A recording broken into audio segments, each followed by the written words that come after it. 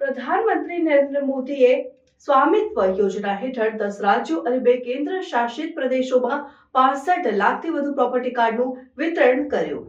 પ્રધાનમંત્રી નરેન્દ્ર મોદીએ video conferencing દ્વારા 10 રાજ્યો અને 2 કેન્દ્ર શાસિત પ્રદેશોના 230થી વધુ જિલ્લાઓમાં 50,000થી વધુ ગામડાઓમાં સ્વામિત્વ યોજના હેઠળ 65 લાખથી વધુ પ્રોપર્ટી કાર્ડ્સનું વિતરણ કર્યું। આ પ્રસંગને સંબોધતા તેમણે ટિપ્પણી કરી કે આજનો દિવસ ભારતના ગામડાઓ અને ગ્રામીણ વિસ્તારો માટે એક ઐતિહાસિક દિવસ હતો અને આ પ્રસંગે તમામ લાભાર્થીઓ અને નાગરિકોને શુભેચ્છા પાઠવી હતી।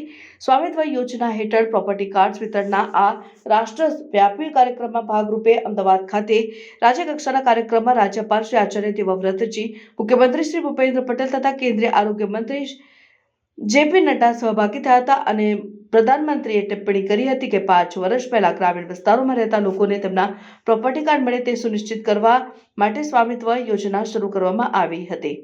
તેમણે ટિપ્પણી કરી હતી કે વિવિધ રાજ્યો મિલકત માલિકી પ્રમાણપત્રોને વિવિધ નામોથી સંદર્ભિત કરે છે, જેમ કે ઘરોની અધિકાર અભિલેખ, પ્રોપર્ટી કાર્ડ, માલમત્તા પત્રક અને આવાસીય ભૂમિ પટ્ટા। છેલ્લા 5 વર્ષમાં 1.5 કરોડથી વધુ લોકોને સ્વામિત્વ કાર્ડ આપવામાં આવ્યા છે।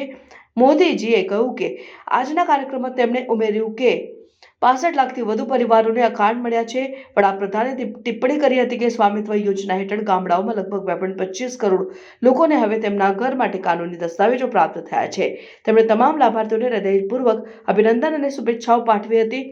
21મી સદીમાં આબોહવા પરિવર્તન, પાણીની અછત, આરોગ્યની કટોકટી અને રોગચાળા સહિતના અસંખ્ય પડકારો રજૂ કરે છે તેની નોંધ કરતા વડાપ્રધાને પ્રકાશ પાડ્યો હતો કે વિશ્વ સમક્ષ અન્ય એક મહત્વનો પડકાર મિલકત અધિકારો અને કાનૂની મિલકત દસ્તાવેજોનો અભાવ છે।